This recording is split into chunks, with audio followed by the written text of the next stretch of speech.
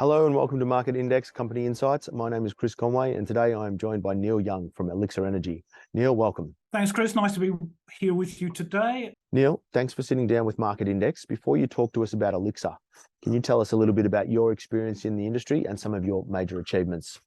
So I've been in the energy industry for about 25 years. And from a since I was an accountant before that. I graduated from the University of Edinburgh in the UK, came to Australia in the early 90s, and from the mid-90s worked in the energy sector in a variety of roles and industries and companies, big and small. And that focus I've had has been commercial, business development, new ventures, and I think that is exemplified in the 3 projects that we've been building up in Elixir Energy in recent years.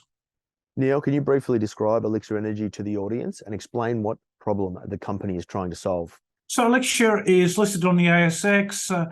Very simply, we're trying to provide ever cleaner energy to the world. And we have projects in Mongolia and more recently in Australia, which are focused on gas and hydrogen. And both of those products are needed and will make the world cleaner in those respective locations. How does Elixir stand out from its competitors at home and overseas? I think as a commodity company, competitors is sometimes the wrong word. If we're operating in the same region as a peer company, then human nature says you're a competitor. But often the reality is that you're better off if you all do well. And that is true in Mongolia, where we have other companies doing what we're doing. Also in our Queensland asset, where we also have other companies drilling in the same target as us. And we want them all to do well, because that means that the eyes of industry and the world and capital markets focus on you all the more. So competitors in one sense, but collaborators in probably a more important sense.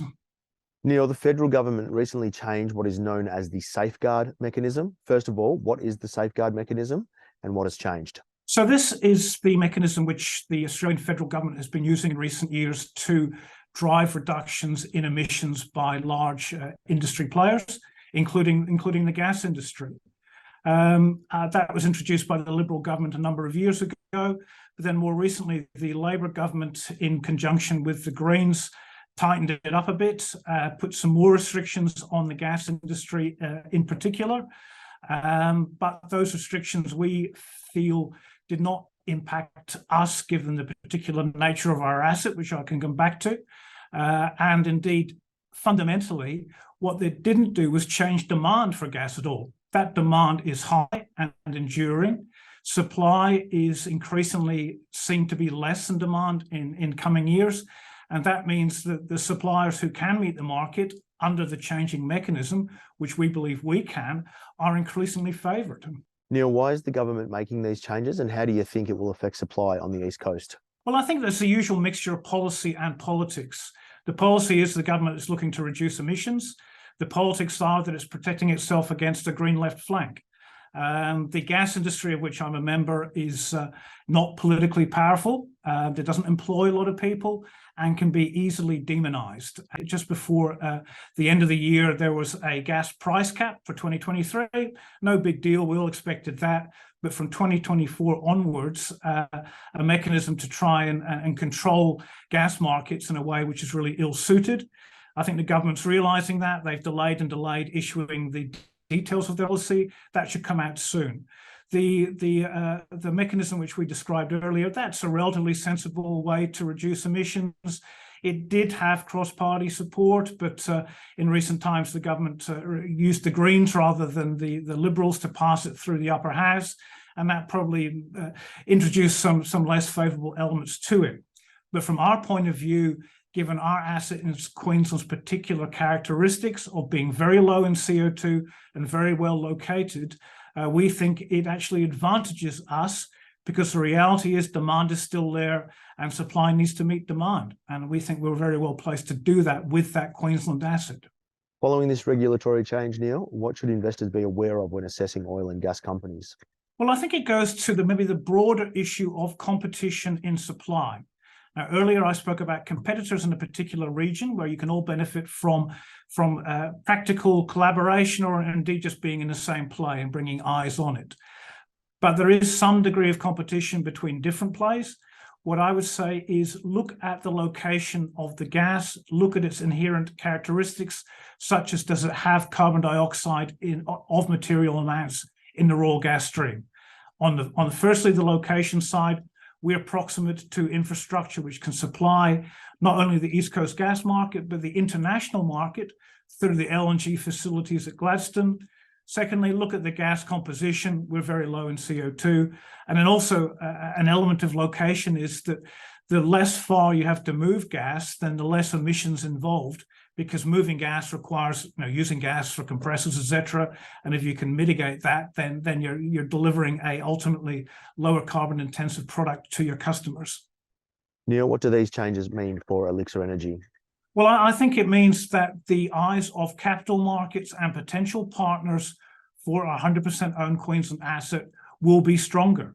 The development of this asset in a success case will require a lot of money and a lot of expertise. And typically in the resources business, small guys like us get in, explore, appraise, then ultimately you either grow in the current asset, or typically you bring in stronger partners. Interestingly, in this play, Shell is already in there. That's one of the world's largest oil and gas companies. They drilled here about 10 years ago, sat on it, as they typically do around the world, but now are looking at it very intensely again, and we expect them to undertake a work program on that shortly. So we expect our ability to attract partners and future funding to be strengthened by these policy changes, not retarded. Neil, you recently provided an update on your Grandis gas project. What was the essence of that update? So this was a means just to illustrate to the market that step by step, we're putting in place all the building blocks to underpin the drilling of a significant well called Daydream 2 at the end of this year. So what we announced just recently was that we had secured land access in a binding agreement with a local landowner, and that is just one of those building blocks.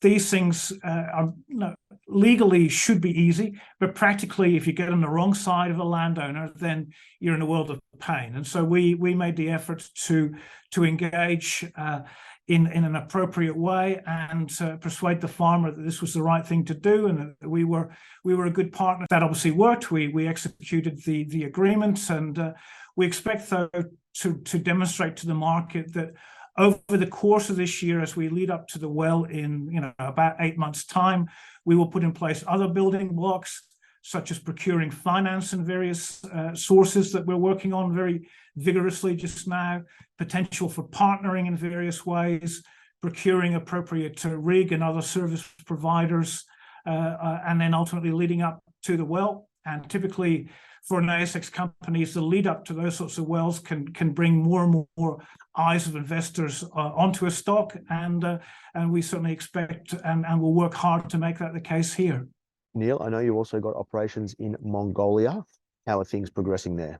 So we have two operations in Mongolia. One is a coal seam gas or coal bed methane project, which we've been working on now for 4 or 5 years.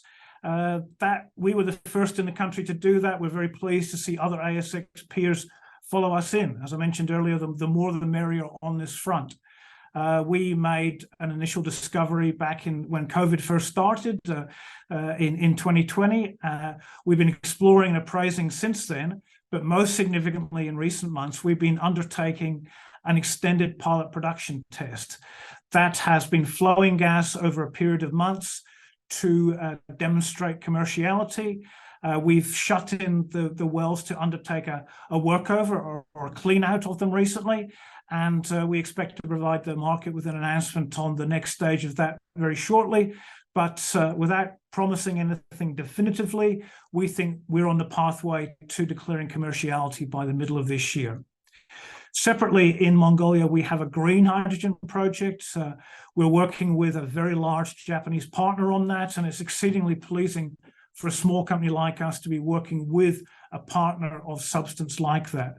I was in Mongolia recently to meet with that partner and other key stakeholders such as the international financial institutions who are very keen to fund the likes of hydrogen projects. And we're aiming to move to a binding joint venture with our partner around the middle of the year or the start of Q3, and enter into front-end engineering and design for a significant green hydrogen pilot project, the first in Mongolia. Both of those projects are driven, of course, like the Queensland one, is by location. In Mongolia, we're just next door to the world's largest energy importer, and we see massive amounts of work happening inside China on hydrogen and gas.